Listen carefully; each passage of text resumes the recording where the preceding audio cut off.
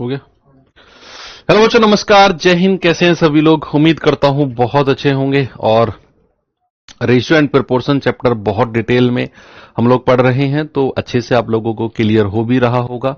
पहला चैप्टर है, थोड़ी सी क्लासेस ज्यादा रहेंगी इसमें, क्योंकि फर्स्ट चैप्टर में हमेशा मैं अपनी स्पीड को बहुत स्लो रखता हूं, क्योंकि हर टाइप का बच्चा यहां पर होता है और ट्यूनिंग मैच करने में थोड़ा सा समय लगता है और ट्रैक पे आने में थोड़ा सा बच्चे को समय लगता है। तो फर्स्ट क्लास में थोड़ा सा ज्यादा, एक या दो क्लासेस में एक्स्ट्रा जाएंगी।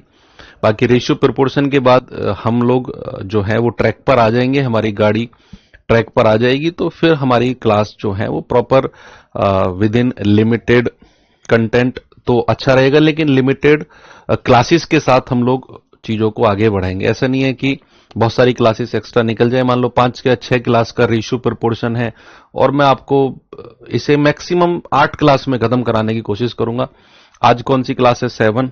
तो रेशियो चैप्टर हमारा 8 क्लास में खत्म हो जाएगा, एक क्लास में प्रोपोर्शन होगा, तो 9 क्लास इसमें जाएंगी।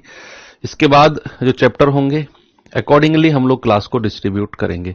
ठीक है, तो मैटर करता है कि क्लास मैटर नहीं करती, मैटर करता है कि आपको कितने अच्छे से समझ में आ रहा है और आप कितने अच्छे से उसके ऊपर काम कर रहे हैं, क्योंकि दिन तो जा ही रहे हैं भाई। पिछले 2-3 साल से, 4 साल से, 10 साल से, 20 साल से, हजारों साल से दिन तो आगे बढ़ ही रहे हैं। तो चीजें हैं कि हम उन दिनों को कितने अच्छे से यूटिलाइज कर रहे हैं, कितने प्रॉफिटेबल और कितने लाभदायक वो दिन हमारे जा रहे हैं, ये मैटर करता है। ठीक है, तो चलिए बढ़ते हैं आगे। और होमवर्क दिया था, हम लोग क्रॉस मेथड पढ़ रहे थे। क्वेश्चन है 720 छात्रों के एक स्कूल में लड़कों और लड़कियों का रेशियो 3:5 है।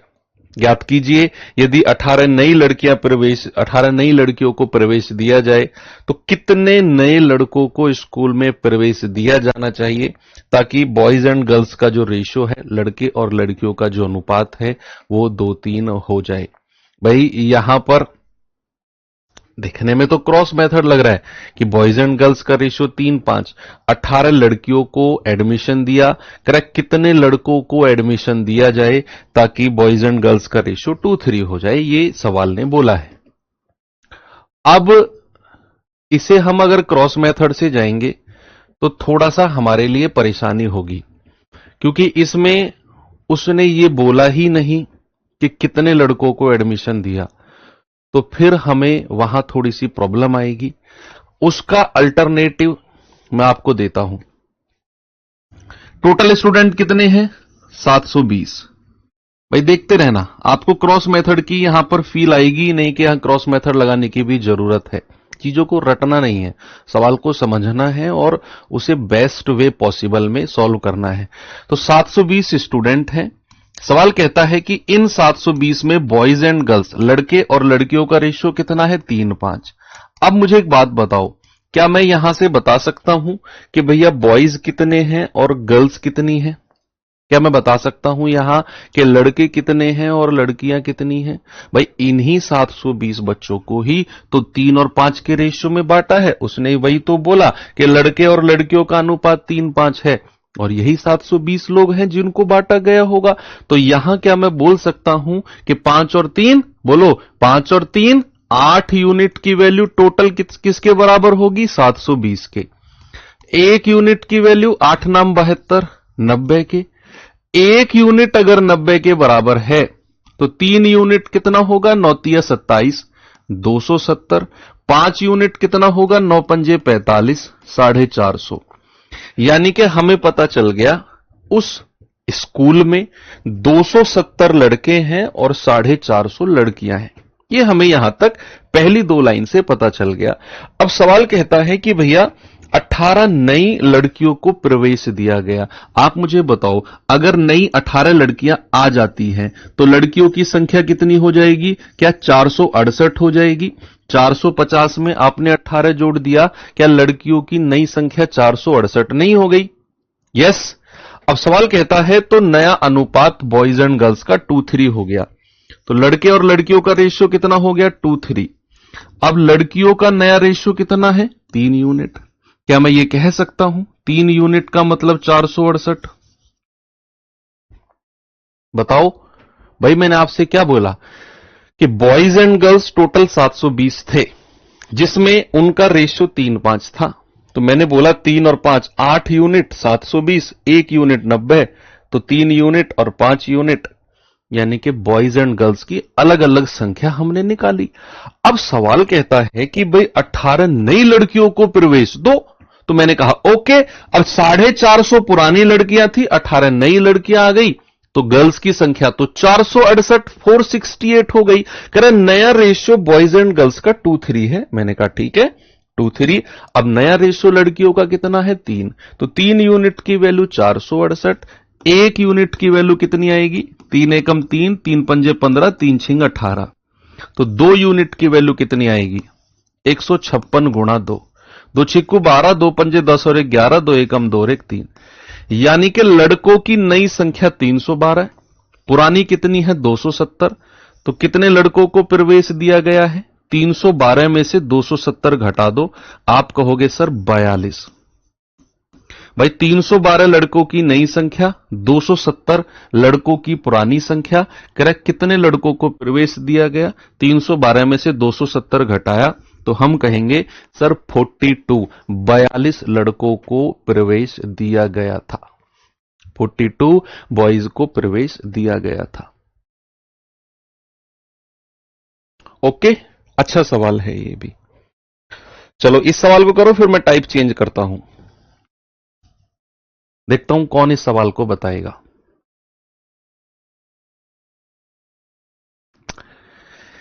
सवाल है, एक पेड़ पर कुछ तोते और कबूतर क्रमशः 7:9 के रेशियो में बैठे हुए हैं। 1 घंटे बाद 8 तोते उड़ गए। ये मुहावरा नहीं है तोते उड़ना, मतलब होता है कि हक्का बक्का रह जाना, ये होता है, मुझे नहीं पता, अब देख लेना क्या होता है तोते उड़ने का मतलब। हिंदी अच्छे से पढ़ रहे हो आप लोग, तो ये मुहावरा है तोते उड़ना, तो ये ओरिजिनल वाले तोते उड़े हैं। 1 घंटे बाद 8 तोते उड़ गए और 6 कबूतर और 10 गौरैया आकर पेड़ पर बैठ गए। अब पेड़ पर तोते और कबूतर का रेशियो 1:4 हो गया। बताइए अब पेड़ पर, अब ये वर्ड पे ध्यान रखना जरा, अब यानी कि नई स्थिति नई कंडीशन में वो पूछ रहा है, कह रहा है कि अब पेड़ पर तोते और गौरैया का रेशियो कितना है। लगाओ दिमाग।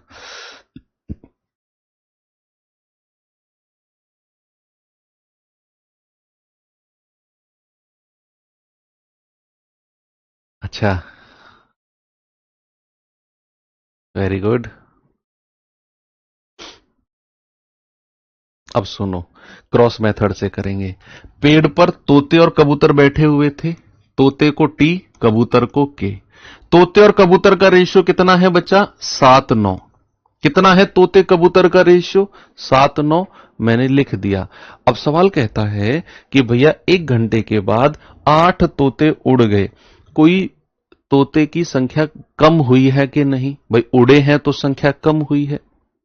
और कह रहा है कि 6 कबूतर और 10 गौरैया।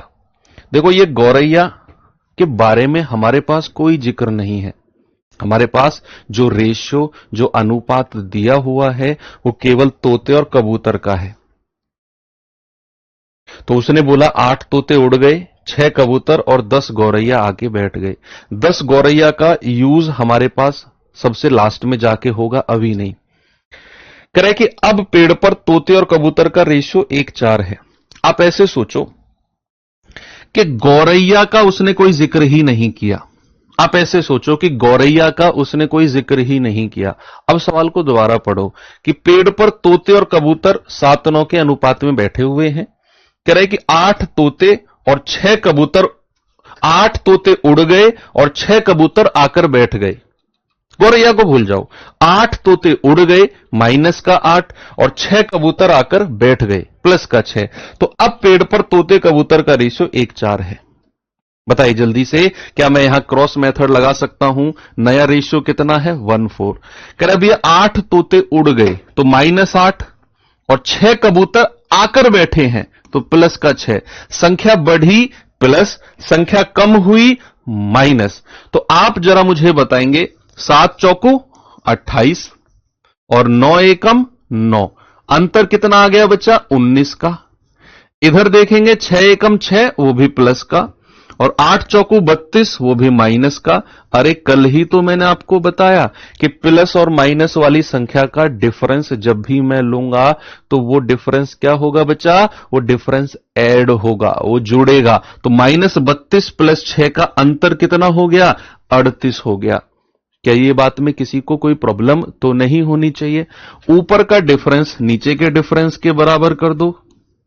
19 यूनिट की वैल्यू 38, एक यूनिट कितना होगा 19 दूनी 38, एक यूनिट की वैल्यू कितनी हो जाएगी 2, एक यूनिट की वैल्यू 2। और याद करो कल ही मैंने एक कंडीशन बताई कि जब भी हम यहां एक यूनिट की वैल्यू निकालते हैं तो उससे केवल ऊपर वाला रेशियो निकल पाएगा, नीचे वाले रेशियो को हम कभी नहीं निकाल पाएंगे यहां से। तो हमें किसकी संख्या चाहिए, कह रहा है अब पेड़ पर तोते और गौरैया। अब तो पहले पेड़ पर तोते कितने थे, 1 यूनिट 2 और 7 यूनिट कितना हो गया 14। ये जो 14 तोते की संख्या निकली है ना, ये पहले थी, पहले यानी कि 8 तोते उड़ने से पहले, 8 तोते उड़ने से पहले कितनी संख्या थी तोते की, 1 यूनिट 2 और 7 यूनिट 14। लेकिन उसने पूछा है अब यानी कि ये सारा खेल होने के बाद। तो अब अगर मैं आपसे पूछूंगा अब तोते कितने हैं भाई, पहले थे 14, उसमें से 8 तो उड़ गए, तोते कितने बचे 6, गौरैया कितने आकर बैठे हैं 10। तो तोते और गौरैया का रेशियो पूछा है, 2 तिया 6 2 पंजू 10। तो तोते और गौरैया का रेशियो कितना हो गया 3 5 हो गया। ये बहुत अच्छा सवाल है, बहुत अच्छा क्वेश्चन बच्चे, ठीक है। बस ध्यान रखना जो भी यहां से हम 1 यूनिट की वैल्यू निकालते हैं उससे केवल ऊपर वाला रेशियो निकल पाएगा, नीचे वाला रेशियो नहीं, केवल ऊपर वाला। तो हम कहेंगे 1 यूनिट 2 7 यूनिट 14। तोते की संख्या कितनी है 14 शुरुआत में, लेकिन उसने पूछा है अब यानी कि ये सब होने के बाद। तो अब तोते कितने बचे हैं, शुरुआत में 14 थे, 8 तोते उड़ गए, 14 माइनस 8 यानी कि 6, और गौरैया कितने आकर बैठ गए हैं अब 10। तो 2 तिया 6 2 पंजू 10। तो क्या रेशियो हो गया, रेशियो हो गया 3 5। ये बहुत अच्छा क्वेश्चन है, इन क्वेश्चंस के रिवीजन बहुत जरूरी है। चलो आप मुझे एक बात बताओ कि मैंने जब आपको कल क्रॉस मेथड के बारे में जानकारी दी तो मैंने आपको बोला कि 3 तरह के सवाल हैं, 3 टाइप के क्वेश्चन हैं जिनको हम क्रॉस मेथड से करेंगे। क्या आपने, अच्छा एक बात थम्स अप करके ईमानदारी से देखो, ना तो मैं आपको देख पा रहा हूं, कभी आप ये डरो कि और मैंने अगर हाथ उठा लिया तो सर पकड़ ना ले मुझे। आप मुझे ईमानदारी से थम्स अप करके वो बच्चे बताओ जो मेरी गाइडेंस के अकॉर्डिंग चल रहे हैं, बिल्कुल as it is. First day जो मैंने आपको गाइड किया था कि किस तरीके से रेगुलर क्लास के क्वेश्चंस को भी अपने आप से रिवाइज करना है, बिना सॉल्यूशन बिना वीडियो देखे क्लास के क्वेश्चन जो मैं करा रहा हूं, और रेगुलर वर्कशीट को कर रहे हैं, और वीकेंड पे उनका रिवीजन कर रहे हैं पूरी 5 क्लास का। ईमानदारी से बताना, आपकी ईमानदारी आपके साथ। बहुत सारे बच्चे, वेरी गुड। मैं दिखाता उन बच्चों को जो रेगुलर रिवीजन नहीं कर रहे हैं कितने थम्स अप हैं। दिखाने का एक ही रीजन था कि आप लोगों के साथ चलने वाले लोग धीरे धीरे आपसे आगे निकल रहे हैं, और ये धीरे धीरे धीरे धीरे इतना गैप बना लेंगे कि आप फिर कितनी ही स्पीड से दौड़ना, इनको पकड़ नहीं पाओगे। तो बेहतर है अभी ज्यादा गैप नहीं बना है इन बच्चों से, तो थोड़ी सी स्पीड को तेज करो और इनके बराबर हो जाओ जो लोग गाइडेंस के अकॉर्डिंग चल रहे हैं। ध्यान रखना बच्चा, ठीक है। अभी लेट नहीं हुए हो आप, बिल्कुल भी 1 सेकंड का भी लेट नहीं हो।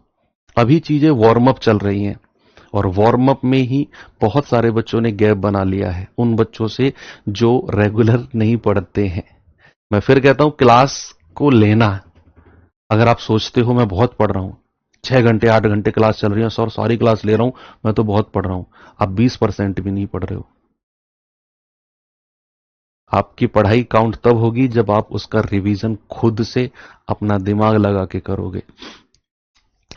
तो 3 टाइप के क्वेश्चन मैंने बोले थे क्रॉस मेथड से, कि जब एक रेशियो दूसरे रेशियो में बदले तो क्रॉस मेथड यूज करेंगे। वो टाइप के बहुत आसान क्वेश्चन से बहुत अच्छे क्वेश्चन तक मैंने आपको करा दिए। सेकेंडली मैंने आपको बोला था कि जब सवाल में इनकम यानी कि आय का रेशियो दिया हो और एक्सपेंडिचर और सेविंग यानी कि खर्च या बचत में से किसी एक का रेशियो दिया हो, रेशियो दोनों का, या तो एक आय का रेशियो तो कंफर्म वो देगा आपको, या तो खर्च का रेशियो दे देगा आय के साथ, या बचत का रेशियो दे देगा। वहां पर हम लोग क्या करेंगे, वहां पर हम लोग क्रॉस मेथड। अब सवाल कैसे बनते हैं जरा देखना।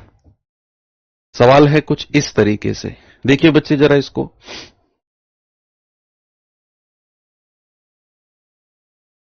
सवाल है दो व्यक्ति ए और बी की आय का रेशियो 2:3 है, आय का अनुपात, आय का रेशियो दे दिया। अब कह रहा है उनके व्यय होता है एक्सपेंडिचर यानी कि खर्च, उनके व्यय का रेशियो है 4:7। कह रहा है यदि प्रत्येक व्यक्ति 4,000 रुपए बचाता है तो उनकी आय में कितना अंतर होगा।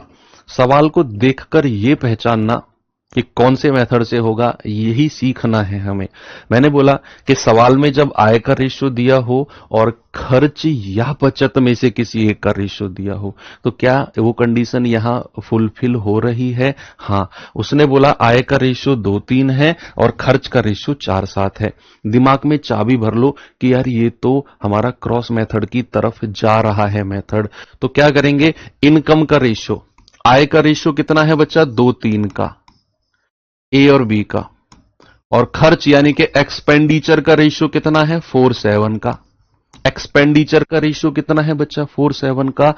अब उसने बोला कि प्रत्येक व्यक्ति 4,000 रुपए बचाता है, यानी कि ए की बचत भी 4,000 और बी की बचत भी 4,000। तो क्या मैं इधर भी 4,000 लिख दूं और इधर भी 4,000 लिख दूं? अनुपात मत लेना, ओरिजिनल बचत लिखनी है। उसने बोला प्रत्येक व्यक्ति 4,000 बचाता है, इधर भी 4,000 इधर भी 4,000। अब लगा दो क्रॉस मल्टीप्लाई। आप कहेंगे 7 दूनी 14, 4 तिया 12, अंतर कितना आ गया बच्चे, 2। इधर गुणा करेंगे 4 चौक 16,000, इधर करेंगे 7 चौको 28,000। 28,000 और 16,000 का डिफरेंस, 28 में से 16 गया 12,000। तो क्या मैं कह सकता हूं ऊपर का अंतर नीचे के अंतर के बराबर होगा? तो एक यूनिट की वैल्यू कितना आएगा, 2 छिक्को 12, 6,000। एक यूनिट कितना हो गया बच्चे, 12,000। और जैसे ही एक यूनिट की वैल्यू पता चली, हम केवल ऊपर वाला रेशियो पता कर सकते हैं, केवल ऊपर वाला यानी कि आय का, केवल ये। तो भैया एक यूनिट 6,000, तो 2 यूनिट कितना आ गया, 12,000, और 3 यूनिट कितना आ गया, 6 तिया 18,000। आपसे क्या पूछा है जरा देखना सवाल में, आपसे पूछा है उनकी आय में अंतर। तो आय का अंतर पूछा है, डिफरेंस ऑफ इनकम, इंग्लिश वाले बच्चे डिफरेंस ऑफ इनकम पूछा है। तो आप 18,000 में से 12,000 माइनस कर दो, या फिर एक यूनिट की वैल्यू भी निकाल सकते थे आप। कितना आ गया, 6,000। अच्छा, अगर इसी क्वेश्चन में आपसे पूछने लगे ए का खर्चा कितना है, what is the expenditure of a, तो क्या आप मुझे बता सकते हो?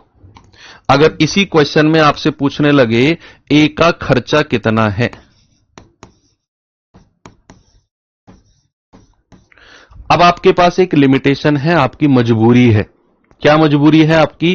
कि यहां से जो एक यूनिट की वैल्यू आती है ना, उससे केवल ऊपर वाला रेशियो निकलता है, और ऊपर वाला रेशियो किसका है, आय का, इनकम का। लेकिन हमसे तो उसने ए का खर्चा पूछा, तो ये बिल्कुल भी मत कर देना एक यूनिट 6,000 और खर्चा 4 यूनिट 6 चौक 24,000, बिल्कुल मत कर देना, क्योंकि आप इस एक यूनिट से दूसरा रेशियो नहीं निकाल सकते हो।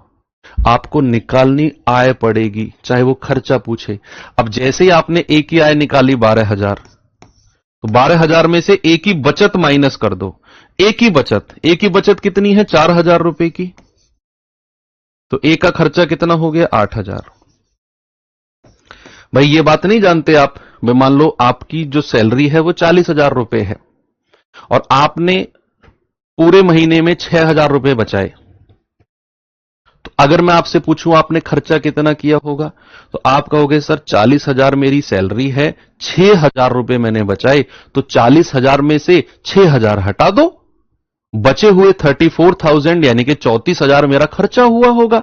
तो मैंने वही तो बोला कि अगर मुझे ए का खर्चा चाहिए तो मुझे ए की इनकम में से ए की सेविंग यानी कि ए की आय में से ए की बचत को माइनस करना पड़ेगा।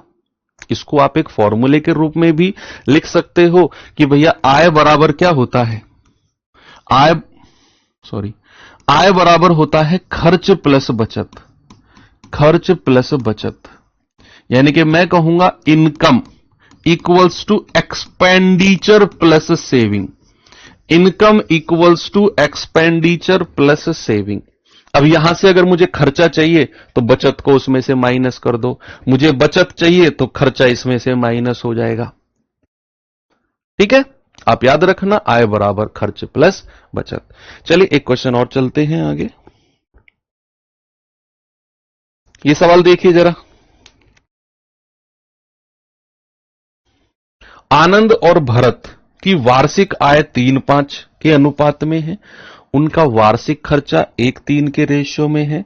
यदि प्रत्येक व्यक्ति वर्ष के अंत में 10,000 रुपए की बचत करता है तो भरत की वार्षिक आय कितनी है, बताओ।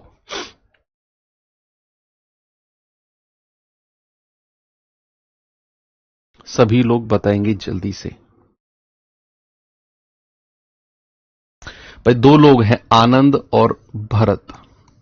इनकम के बारे में क्या बोला उसने, आय के बारे में बोला 3:5। उसने खर्चे के बारे में एक्सपेंडिचर का रेशियो क्या दिया हुआ है, 1:3 दिया हुआ है। आगे कहता है प्रत्येक व्यक्ति 10,000 रुपए बचाता है, तो ए की भी बचत 10,000 रुपया और बी की भी बचत 10,000 रुपया, ए की भी सेविंग 10,000 और बी की भी सेविंग 10,000। तो आप कहेंगे कि सर 3 तिया 9, 5 एकम 5 और 9 में से 5 गया 4, इधर आएंगे 10,000 एकम 10,000 और 3 से गुणा करेंगे तो 30,000। अंतर कितना हो गया, 30 में से 10 गया 20,000। ऊपर का अंतर नीचे के अंतर के बराबर हो जाएगा। एक यूनिट की वैल्यू कितनी आएगी, 4 पंजे 20 और लास्ट में 3 जीरो। अब यहां से जो एक यूनिट की वैल्यू आएगी उससे केवल ऊपर वाला रेशियो निकलेगा, केवल और केवल ऊपर वाला। तो भरत की वार्षिक आय, तो भरत की वार्षिक आय कितनी हो गई, 5 गुणा 5,000 यानी कि 25,000 उसकी वार्षिक आय हो गई। ऑप्शन नंबर ए बिल्कुल सही है। क्या सभी लोग कर पा रहे हैं सवाल को? एक और दूं आपको मैं ऐसा ही क्वेश्चन।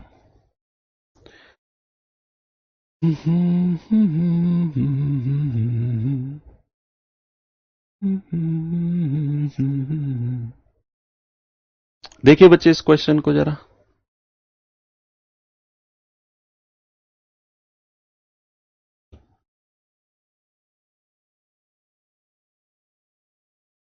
Very good. सवाल है कि ए और ए की आय बी की आय में 5:7 का रेशियो है, ए और बी की आय का रेशियो। ए और बी महीने के क्रमशः 4,000 और 5,000 रुपए बचाते हैं। ए की बचत 4,000, बी की बचत 5,000। आगे उसने बोला कि जो बी का खर्चा है ना, सॉरी ए का जो खर्चा है वो बी के खर्चे के 66 सही 2/3% के बराबर है। अब परसेंटेज चैप्टर तो हमने पढ़ा ही नहीं है भाई, परसेंटेज चैप्टर तो हमने पढ़ा ही नहीं। ए का खर्चा बी के खर्चे का 66 2/3% है, 66 2/3। अगर मैं आपसे कहूं 66 सही 2/3 का जो भिन्न होता है, इंग्लिश में जिसको फ्रैक्शन बोलते हैं, आप इसे फिलहाल के लिए डायरेक्ट याद रखो, 2/3 होता है। 66 सही 2/3% का जो फ्रैक्शन, भाई सपोज मैं आपसे पूछने लगूं 10% का भिन्न क्या होगा, आप कहेंगे परसेंट को हटाओ बटा 100 होता है सर, 10 एकम 10, 10 धाम 100। ये इसका भिन्न होता है, किसका, 10% का। 10% का भिन्न होता है 1/10। ऐसे ही 66 सही 2/3% का भिन्न अभी के लिए याद रखो 2/3 होता है। बस परसेंटेज पढ़ेंगे सारा क्लियर हो जाएगा। तो 66 आप ऐसे देखो, ए का खर्चा बी के खर्चे का 2/3 के बराबर है। ए का खर्चा बी के खर्चे का 2/3। तो अगर मैं यहां से उनका रेशियो पूछूं आपसे कि ए और बी के खर्चे का रेशियो बताइए मुझे, खर्च का रेशियो, तो क्या आप मुझे बता सकते हैं? कोई भी बच्चा, एनी वन ऑफ यू? इतनी मैंने आपकी हेल्प कर दी कि मैंने 66 सही 2/3 को बोल दिया कि इसे 2/3 लिख दो भिन्न के रूप में, फ्रैक्शन के रूप में। अब मैं आपसे रिक्वेस्ट करता हूं कि मुझे बताओ ए और बी के खर्च का ratio, what is the ratio of expenditure of A and B. तो आप कहेंगे कि सर ए का खर्चा बी के खर्चे का 2/3 के बराबर है। ऐसे केस में जब भी आपको ऐसा मिले ना कि ए जो है वो बी का, ए जो है वो बी का सपोज 5/6 कुछ भी कह दे है, और ए और बी का रेशियो पता करना हो, तो जिसके साथ का लगा होगा ना नीचे वाली संख्या को उसे मान लो, बची हुई ऊपर वाली संख्या हो जाएगी। जिसके साथ का लगा होगा नीचे वाली संख्या वही माननी है। जैसे उसने बोला ए का खर्चा बी के खर्चे का 2/3, तो बी को क्या मानेंगे? नीचे वाली संख्या। तो बची हुई क्या होगी? ऊपर वाली। कितना आ गया? 2-3 आ गया। ठीक है, जिसके साथ का लगा होगा बी के खर्चे का, उसको नीचे वाली संख्या मान लो, ऊपर वाली संख्या बची हुई रहेगी, जैसे मैंने आपको यहां समझा दिया। अब बस लगा दो क्रॉस मेथड। अब तो मात्र औपचारिकताएं बची हुई हैं। भाई ए और बी की आय का रेशियो हमें दिया हुआ है। इनकम का रेशियो कितना है बच्चा? 5-7।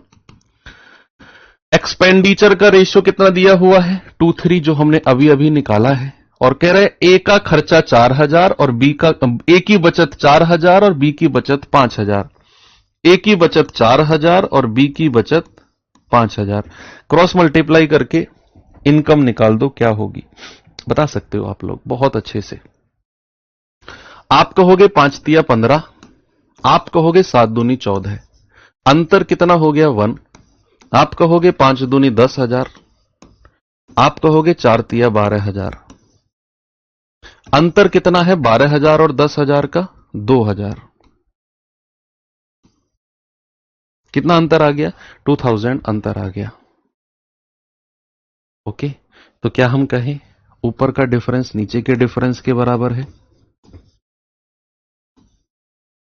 ऊपर का अंतर नीचे के अंतर के बराबर हो गया। यस। अब जैसे ही हमें एक यूनिट की वैल्यू पता चली, हम कहेंगे सर क्या पूछा हमसे? ए और बी की कुल आय, तो टोटल कितनी हो गई? 5 और 7 12। भाई आपके पास दो ऑप्शन है, या तो ए की अलग और बी की अलग निकालकर जोड़ दो, या फिर एक यूनिट 2000, 5 और 7 12 यूनिट की वैल्यू कितनी हो जाएगी? 12 यूनिट की वैल्यू हो जाएगी 12 गुणा 2000, यानी कि 24,000। कितनी होगी? 24,000। ऑप्शन नंबर बी बिल्कुल सही है। क्या मैं सही हूं? बोलिए।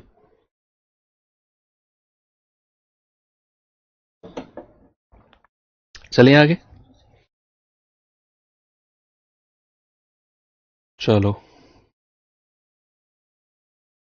ये सवाल देखिए जरा।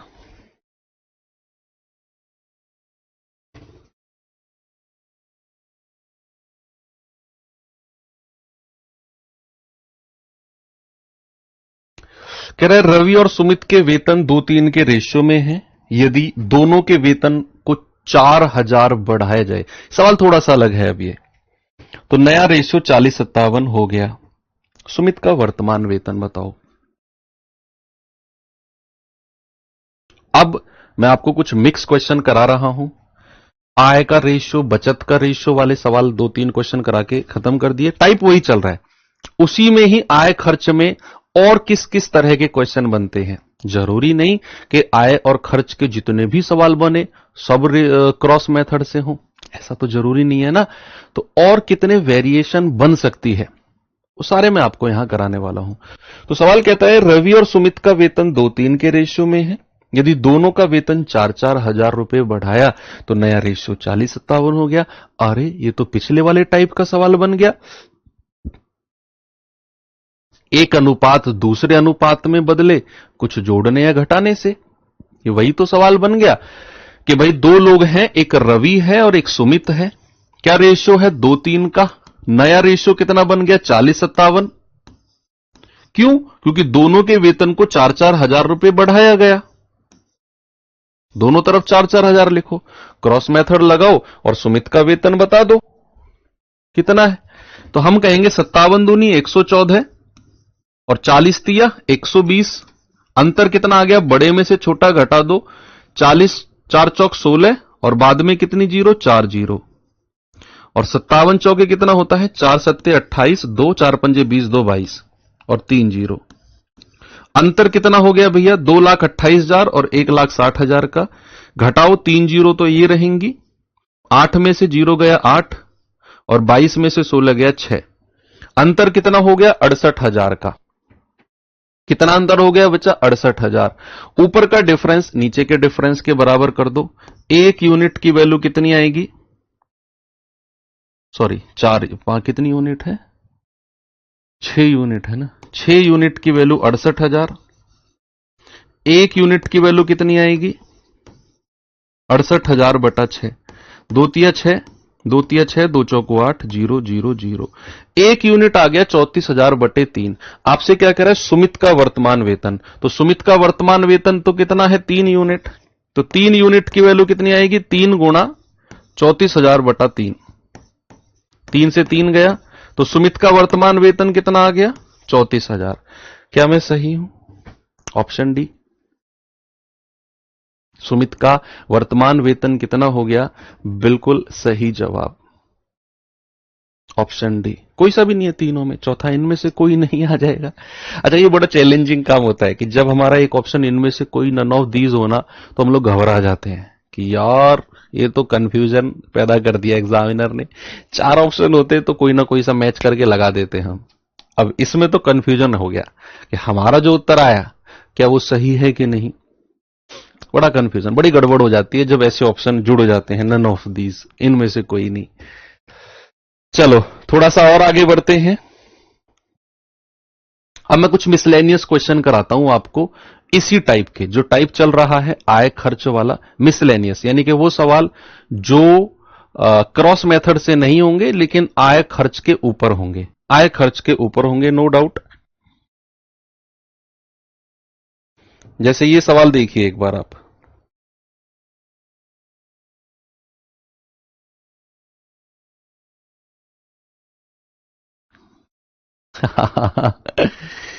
सवाल है कि पी और क्यू का कुल वेतन 6,40,000 रुपए है। पी और क्यू का कुल वेतन, टोटल इनकम कितनी है? टोटल इनकम है 6,40,000 रुपए। अब कहता है पी और क्यू अपने वेतन का क्रमशः 60% और 40% बचाते हैं। ये इसका मतलब आप समझते हो? रेस्पेक्टिवली या फिर क्रमशः। क्रमशः का मतलब क्या होता है? क्रमशः का मतलब होता है कि यहां पर सबसे पहले किसकी जिक्र हुआ? पी का, फिर दूसरे नंबर पे क्यू का। तो क्रमशः के बाद जो वैल्यू दी होगी ना वो पहले वाले बंदे की होगी और जो दूसरा बंदा है वो दूसरा परसेंट उसका होगा। ये क्रमशः का मतलब है कि मान लो जैसे मेरे पास 10,000 रुपए हैं और मैंने क्रमशः 3,000 और 7,000 रुपए ए और बी को बांटे। नहीं, मैंने 5,000 और 3,000 रुपए क्रमशः ए और बी को बांटे। तो 5,000 का जिक्र मैंने पहले किया तो क्रमशः के बाद ए बोला मैंने, ए को 5,000, बचा हुआ बी को। ये होता है क्रमशः रेस्पेक्टिवली का मतलब। तो 6,40,000 रुपए हैं टोटल पी और क्यू। कह रहा पी और क्यू अपने अपने वेतन का क्रमशः 60% और 40% बचाते, सेविंग है कि पी ने 60% बचाया और क्यू ने 40% बचाया। कह रहा उनका खर्चा समान है, व्यय समान है, उनका एक्सपेंडिचर इक्वल है। तो पी का वेतन और क्यू के वेतन का रेशियो बताओ क्या होगा। एक मोटी मोटी बात बता सकते हो आप मुझे? यहां पर उसने बोला पी की बचत, पी की बचत कितना परसेंट है? 60%। और क्यू की बचत कितनी है? 40%। ऐसा ही बोला क्या उसने कि पी और क्यू क्रमशः 60% और 40% बचाते हैं। अगर मैं उनका खर्चा आपसे पूछूं परसेंट में, क्या आप मुझे बता सकते हो कि पी ने अगर 60% बचाया होगा तो पी ने खर्चा कितना किया होगा? जल्दी से बताइए बच्चा कि पी अगर 60% सेव कर रहा है तो पी एक्सपेंडिचर कितना परसेंट कर रहा है? टोटल परसेंट तो 100 होता है, सब जानते हैं कि नहीं इस बात को कि टोटल परसेंटेज इज 100%। तो अगर पी ने 60% बचाया तो 100 में से 60 घटा दो, पी ने 40% खर्चा किया होगा। अगर क्यू ने 40% बचाया, टोटल परसेंट 100 होता है, अगर क्यू ने 40% बचाया, 100 में से 40 हटा दो, क्यू ने 60% खर्च किया होगा। सवाल कहता है उनका खर्चा बराबर है, यानी कि पी का 40%, तो पी गुणा 40%, ये पी का खर्चा हो गया, और क्यू का खर्चा कितना है? क्यू गुणा 60%, ये क्यू का खर्चा हो गया। और सवाल कहता है कि उनका एक्सपेंडिचर इक्वल है, एक्सपेंडिचर्स आर इक्वल, उनका खर्चा समान है। तो मैंने बीच में बराबर का साइन लगा दिया कि पी का खर्चा हो गया पी का 40% और क्यू का खर्चा हो गया क्यू का 60%, और दोनों का खर्चा क्या हो गया? बराबर हो गया। क्या यहां से पी और क्यू का रेशियो नहीं बता सकते आप? वही तो पूछा उसने, पी और क्यू का रेशियो। भाई 20 दूनी 40, 20 तिया 60, तो यहां से पी और क्यू का रेशियो क्या होगा? पी के सामने 3 और क्यू के सामने 2, तो पी और क्यू का रेशियो कितना हो गया बच्चा? 3-2 का हो गया। ऑप्शन नंबर बी मेरा सही है।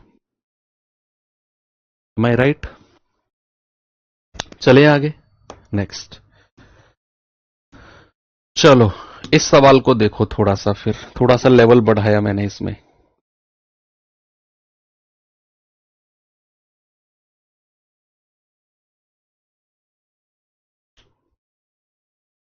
बताओ जल्दी से क्या होगा इसका जवाब?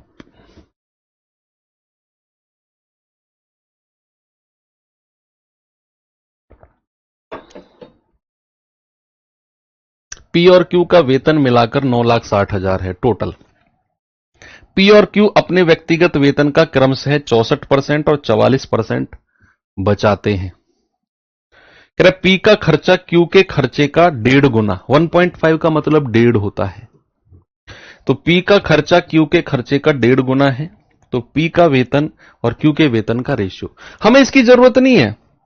9,60,000 पिछले क्वेश्चन में हमें इसकी जरूरत 6,40,000 की जरूरत नहीं पड़ी, क्योंकि उसने अनुपात पूछा था।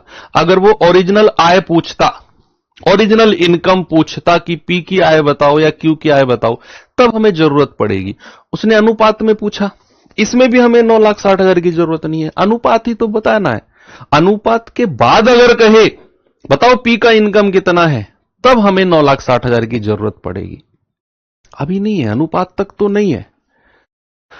तो आप मुझे बताइए, ये मैंने लिया पी की आय, ये क्यू की आय, जरा उनकी बचत बताना कितना कितना परसेंट सवाल ने दे रखी है। पी की बचत 64% है और क्यू की बचत कितनी है? 44%। अगर मैं उनके खर्च का रेशियो आपसे पूछूं तो 100 में से 64 हटाओगे तो 36% पी का खर्चा और 56%, 100 में से 44 हटाओगे तो 56% क्यू का खर्चा। अब सवाल कहता है कि पी का जो खर्चा है ना वो क्यू के खर्चे के बराबर, तो पिछले सवाल में बोला था, कह रहा क्यू के खर्चे का 1.5 गुना है। तो सबसे पहले पी का खर्चा बताना। भाई पी का खर्चा कितना हो गया? पी गुणा 36%। और क्यू का खर्चा बताना जरा, क्यू गुणा 56%। अब सवाल कहता है कि पी का जो खर्चा है वो क्यू के खर्चे का 1.5 गुना है, तो क्यू का खर्चा कितना है? ये रहा, और इसका 1.5 गुना कर दो, इसको 1.5 से मल्टीप्लाई कर दो, बराबर का साइन लगा दो। भाई अगर मैंने आपसे बोला ए बी का 5 गुना है, ए बी का 5 गुना है, तो मैं कहूंगा ए, यहां लिखूंगा बी, तो बी का 5 गुना बोला ना उसने, तो बी को 5 से गुणा कर दूंगा, बराबर का साइन लगा दूंगा, तो ए जो हो जाएगा बी का 5 गुना हो जाएगा। अब ऐसे ही तो बोला उसने बोला कि पी का खर्चा Q के खर्चे का 1.5 गुना है। तो पहले मैंने P का खर्चा लिखा, फिर मैंने Q का खर्चा लिखा, उसको 1.5 से गुणा कर दिया Q के खर्चे को और बराबर का साइन लगा दिया। यहां से P और Q का रेशियो मिल जाएगा मुझे। क्या नहीं बता पाओगे आप? मैं कह रहा हूं बहुत अच्छे से बता दोगे। कैसे? काटा पीटी करो भैया। कितने से कटेगा ये? 4 से कटेगा। 4 नाम 36, 4 से कटेगा 14 चौक 56। यस, पॉइंट हटाकर नीचे 10 से भाग दे दो क्योंकि डेसिमल के बाद एक डिजिट है। 5 से कटेगा 5 दूनी 10, 5 तिया 15 और ये 3 से काट दो, 3 तिया 9। 2 की गुणा क्रॉस में कर दो या 2 को इससे काट दो, 2 सत्तू 14। कितना बच गया? 3P और इधर सब कुछ कट के क्या बचा? 7Q। बहुत आराम से काटा है मैंने, मैं फिर से बता रहा हूं, देखो रिपीट कर रहा हूं। 4 से काटोगे 36 को, 4 नाम 36, 4 से काटोगे 56 को 14 बार। फिर क्या करना है? डेसिमल को हटाया बटे 10 क्योंकि डेसिमल के बाद एक अंक है। 5 दूनी 10, 5 तिया 15। ओके, 2 से 14 को काट दिया 7 बार और इस वाले 3 से 9 को काट दिया 3 बार। हो गया 3P बराबर 7Q। तो यहां से P और Q का रेशियो कितना होगा? P के सामने 7 और Q के सामने 3। तो P और Q का रेशियो कितना हो गया? 7:3 हो गया। ऑप्शन नंबर बी सही है। अच्छा सवाल है, स्टार लगाना इसके ऊपर, स्टार लगाना। ठीक है बच्चे, चलो इस सवाल पे आते हैं जरा। नहीं, इसको करो पहले इसको देखते हैं। कल के लिए कुछ काम दूं आपको? टाइम हो तो आपके पास, अगर टाइम है तो। जिन लोगों के पास टाइम है एक बार मुझे ऐसे थम्स अप करके बताओ कि सर थोड़ा सा टाइम हम निकाल सकते हैं। नहीं निकाल सकते कोई जबरदस्ती नहीं, मैं हूं आपके साथ आपको सिखाने के लिए। अगर टाइम है तो रामबाण सीरीज में से, जो रामबाण सीरीज है ना आपके पास यूट्यूब पर, उसमें जाना और कॉइन्स रिलेटेड क्वेश्चंस की एक थंबनेल दिखेगा आपको, कॉइन्स रिलेटेड क्वेश्चंस, उस क्लास को देखकर आना।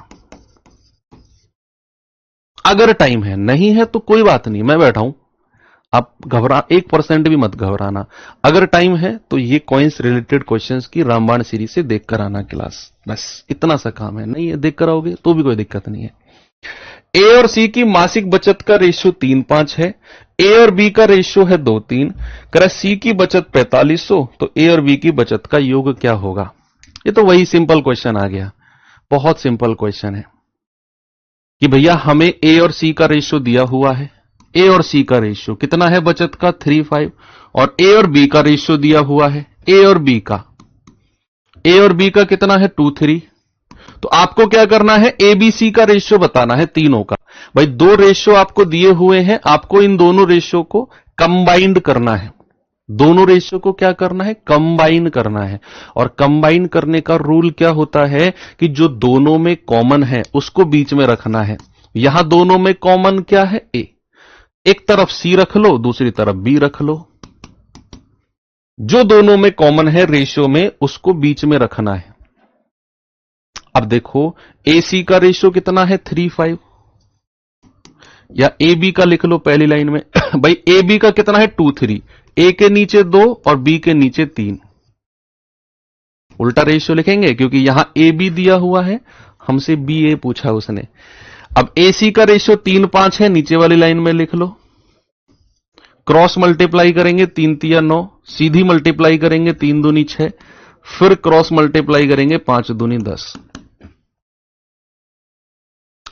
सवाल ने आपको क्या दिया है? सवाल ने दिया है सी की मासिक बचत 4500 रुपए। तो सी कहां गया? ये रहा। तो 10 यूनिट की वैल्यू कितनी है? 4500। तो 1 यूनिट की वैल्यू कितनी आएगी?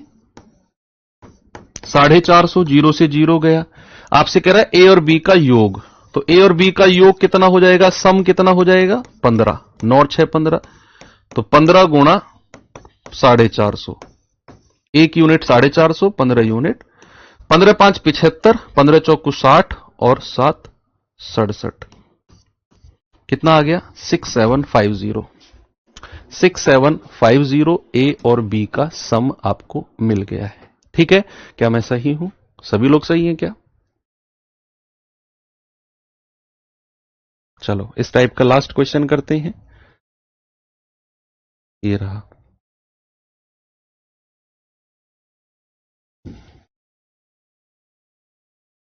इसे देखिए।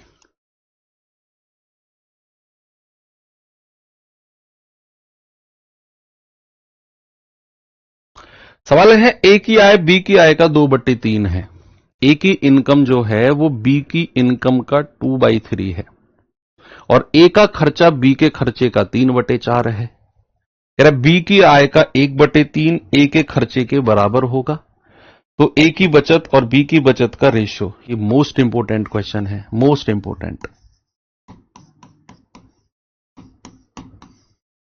इंपोर्टेंट सवाल है बच्चा।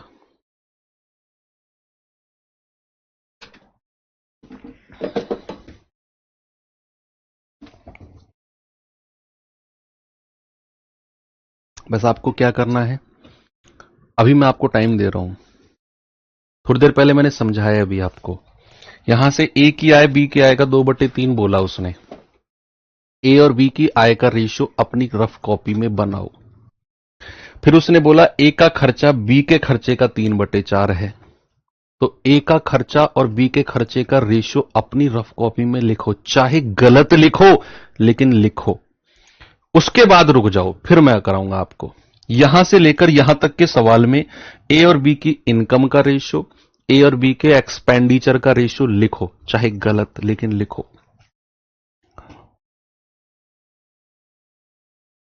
बताया भी थोड़ी देर पहले मैंने आपको कि ए बी का इतना है, तो जिसके साथ का लगा होगा वो याद रखो।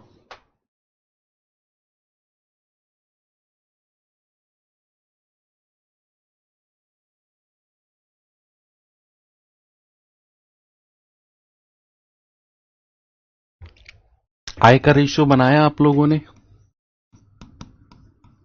आय का रेशियो। उसने कहा ए की आय बी की आय का 2/3, तो का किसके साथ लगा हुआ है, बी के, तो नीचे वाली संख्या क्या हो जाएगी, बी का, ऊपर वाली संख्या ए। तो ये आय इनकम का रेशियो हो गया। एक्सपेंडिचर के बारे में क्या बोला, एक्सपेंडिचर के बारे में बोला है ए का खर्चा बी के खर्चे का 3/4 है। तो का किसके साथ लगा है, बी के खर्चे का, तो नीचे वाली संख्या बी का खर्चा हो जाएगी और ऊपर वाली संख्या ए का। अब यहां तक आते आते आपको लगा होगा कि यार क्रॉस मेथड लगेगा, लेकिन नहीं। क्रॉस मेथड तब लगता, सुनो मेरी बात, क्रॉस में आप कहोगे सर आपने ही तो बोला आय का अनुपात दिया हो और खर्च का अनुपात दिया हो तो क्रॉस मेथड। मैंने कहा हां, लेकिन रटो मत। सवाल में अगर वो आय का अनुपात दे दे, खर्च का अनुपात दे दे और बचत को रुपए में दे, ए की बचत इतने रुपए, बी की बचत इतने रुपए, वहां हम क्रॉस मेथड लगाएंगे। यहां पर उसने कुछ और ही सिनेरियो आपके लिए बनाया, कुछ और वातावरण बनाया आपके लिए। उसने बोला बी की आय का 1/3 ए की खर्चे के बराबर है। यहां वो क्रॉस मेथड लगवाना ही नहीं चाहता आपसे।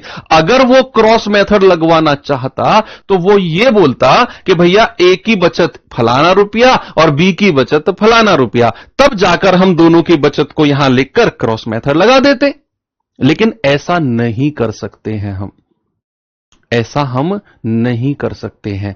अच्छा, जिन लोगों ने फर्स्ट क्लास को पढ़ा, जिन लोगों ने फर्स्ट क्लास से जो बच्चे जुड़े हुए हैं वो ये जानते हैं कि किसी भी अनुपात को, किसी भी रेशियो को अगर मैं ओरिजिनल संख्या में बदलूं, जैसे ये 2:3 है, अगर मैं इसे ओरिजिनल में बदलूं तो क्या मैं इसे 2R और 3R बोल सकता हूं? क्यों बदलते हैं ये सिर्फ वही बच्चा जानता होगा जो शुरू से जुड़ा होगा, जो शुरू से जुड़ा होगा। मैंने ओरिजिनल संख्या में बदलने को कहा तो ये 2R और ये 3R हो गया। जरा मुझे बताना, एक्सपेंडिचर यानी कि खर्चा का जो अनुपात है उसे अगर मैं ओरिजिनल रेशियो में बदलूं तो क्या मैं उसे 3R और 4R कहूंगा? यानी कि जिस संख्या की मल्टीप्लाई ऊपर वाले रेशियो में की जाएगी, बराबर संख्या की मल्टीप्लाई नीचे रेशियो में कर सकते हैं क्या? नहीं। पता है क्यों? सुनो, पेन साइड में रख दो, सामने देखो। मैं 2 रेशियो लिख रहा हूं। मैंने ए और बी के 2 रेशियो लिखे। मैंने कहा ये 3:4 है मैंने सी और डी का अलग रेशियो लिखा 5:6 है। अगर मैं आपसे कहूं कि ए और बी का जो रेशियो 3:4 है, इसकी ओरिजिनल संख्या क्या रही होंगी? ओरिजिनल संख्या यानी कि वो संख्या जिसे मैं दोनों अनुपात में मल्टीप्लाई करके ओरिजिनल में बदल दूं, तो क्या मैं कह सकता हूं 3R और 4R इसकी ओरिजिनल संख्या रही होंगी? क्या सेम संख्या की गुणा इस रेशियो में होगी? अगर मैं आपसे पूछूं कि सी और डी का रेशियो 5:6 है, तो सी और डी की ओरिजिनल संख्या क्या रही होंगी? तो क्या सेम संख्या की मल्टीप्लाई इस रेशियो में हो सकती है? हमें नहीं पता सर, नहीं कह सकते कि जिस संख्या की गुणा इस रेशियो में करके ओरिजिनल में बदला, उसी संख्या की गुणा इसमें मल्टीप्लाई करके ओरिजिनल में बदल दो। भाई ऐसा भी तो हो सकता है कि आर की वैल्यू रही हो 5, तो ओरिजिनल संख्या हो जाएगी 3 पंजे 15, 4 पंजे 20। तो जरूरी थोड़ी है यहां भी हम 5 की ही गुणा करें।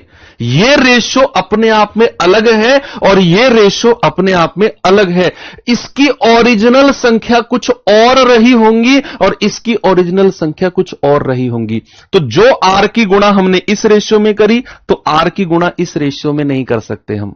यहां आर की जगह कुछ और मान लो, आप कुछ भी मान लो, A to Z कुछ भी आप मान लो, ये 3T और ये 4T ओरिजिनल संख्या। इसीलिए कि हमें नहीं पता ये रेशियो अलग है, ये रेशियो अलग है। इस अनुपात में आर की गुणा करके ओरिजिनल रूप बदला, इसमें टी की गुणा करके ओरिजिनल रूप बदला। जो आपके दिमाग में क्वेश्चन आने वाला था ना कि सर इसको 3R और 4R क्यों नहीं बोला, अब समझ में आया। क्योंकि ये रेशियो अलग है और ये अलग है। इसको अगर मैं 2R और 3R कह रहा हूं, तो इसको मैं 3R और 4R नहीं कह सकता हूं, क्योंकि ये अपने आप में अलग है भैया। तो इसको मैंने 3T और 4T बोल दिया। अब सवाल क्या कहता है? सवाल आपसे कहता है कि B की आय का 1/3, तो B की आय कितनी है? 3R, तो 3R का 1/3 कर दूं मैं।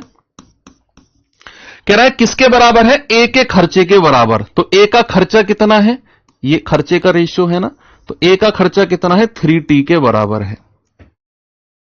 भाई उसने बोला ना B की आय का 1/3, तो आय का रेशियो तो ये रहा, B की आय उसका 1/3। A का खर्चा, तो खर्चे का रेशियो ये रहा, तो A का खर्चा कितना है? 3T। 3 से 3 गया, R गुणा 1 बराबर 3T। तो यहां से R और T का रेशियो बताना जरा मुझे। R के सामने 3 और T के सामने 1। R और T की वैल्यू मिल गई हमें, ठीक है। तो जहां जहां R है वहां 3 से गुणा कर दो, जहां जहां R है वहां 3 से गुणा कर दो, तो 3 दूनी 6 और 3 तिया 9। और जहां जहां T है वहां 1 से गुणा कर दो, 3 एकम 3, 4 एकम 4। ये बहुत जरूरी था। अब हमसे उसने बचत का रेशियो पूछा, जरा मुझे बता सकते हो बचत बराबर क्या होता है? क्या मैंने थोड़ी देर पहले आपको समझाया कि बचत अगर मुझे चाहिए तो क्या मैं इस खर्च को इनकम में से यानी कि आय में से माइनस कर दूंगा? तो अगर मैं यहां आपसे बचत का रेशियो पूछने जा रहा हूं, कहां गया सवाल? अगर मैं आपको यहां बचत का रेशियो पूछूं तो आय में से खर्चा माइनस कर दो, 6 में से 3 गया 3 और 9 में से 4 गया 5, 3:5।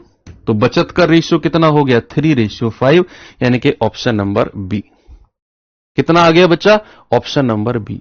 यह सवाल आपको दोबारा देखना पड़ेगा, दोबारा रिकॉर्डेड फॉर्म में देखना, दोबारा इसे रिकॉर्डेड फॉर्म में देखना, क्योंकि मैंने शुरू में ही बोल दिया कि यह मोस्ट इंपोर्टेंट क्वेश्चन है। दोबारा अच्छे लेवल का क्वेश्चन है। तो मैंने आपको बोला ना, धीरे धीरे हम अपना लेवल 0 से शुरू करके और अच्छे लेवल तक मेंटेन करेंगे। तो अगर आपको थोड़ा सा भी लगा हो कि यार क्वेश्चन को समझने में प्रॉब्लम आई, जब रिकॉर्डेड फॉर्म आ जाए तो इसको दोबारा देख लेना, 100% क्लियर हो जाएगा। ओके, तो क्लास को रोकते हैं यहीं पर, और सारा टाइप हो गया ये। अब हमारा जो तीसरा टाइप है, मैंने आपको बोला क्रॉस मेथड पे 3 टाइप के क्वेश्चन होते हैं। पहला, एक रेशियो दूसरे में बदला, कंप्लीट कर लिया हमने। दूसरा, आय का रेशियो दिया हो, खर्च का रेशियो दिया हो, कंप्लीट कर लिया। और आय खर्च के अलग टाइप के क्वेश्चंस भी कर लिए। तीसरा कौन सा था?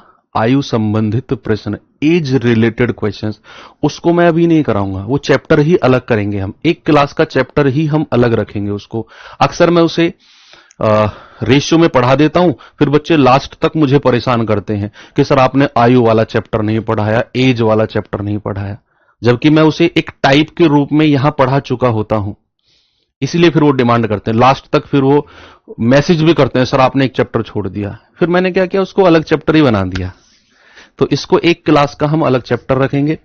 कल जो हम पढ़ेंगे वो कॉइन्स रिलेटेड, सिक्कों से संबंधित प्रश्न, ठीक है। तो अगर आपके पास टाइम है तो आप इसे देख लेना, टाइम नहीं भी है ना तो रात को सोने से पहले ना बिना कॉपी पेन के ऐसे लेटे लेटे ना रामबाण सीरीज ओपन करना, कॉइन्स रिलेटेड पे जाना और ऐसे उसको बस स्किप कर करके कॉन्सेप्ट पढ़ लेना उसका। वहां मैंने कॉन्सेप्ट बताया हुआ है, क्वेश्चंस मत भी करना। हालांकि सेम कॉन्सेप्ट पूरे डिटेल में कल भी मैं आपको बताऊंगा, लेकिन जब आपको उसको पढ़ के आओगे और फिर यहां देखोगे, एक कॉन्फिडेंस अलग रहेगा कि सर सवाल लेकर आओ, कॉन्सेप्ट तो पढ़ लिया रात हमने। तो स्किप करके ऐसे जल्दी जल्दी अंगूठे से स्किप करके उस कॉन्सेप्ट को देख लेना, बाकी कल हम उसको पढ़ेंगे तो और मजा आएगा, ठीक है। तो कॉइन्स रिलेटेड क्वेश्चंस कल हम करेंगे और कल ये चैप्टर हमारा खत्म हो जाएगा। रेशियो, परसों को हम प्रपोर्शन यानी कि समानुपात करेंगे और उसके बाद फिर हम एज वाला क्वेश्चन करेंगे, एज वाला चैप्टर जो है, ठीक है। तो धीरे धीरे अब हमारी गाड़ी पटरी पर आ रही है। आप रेगुलर रिवीजन करते जाओ, रोज आपके 2-3 पेज भर रहे होंगे, कॉपी बढ़ती चली जाएगी और बर्डन बढ़ता जाएगा। बेहतर है धीरे धीरे इसको हम रिवाइज करते चलें, ठीक है। मुलाकात होगी कल। Thank you, have a good day, जय हिंद।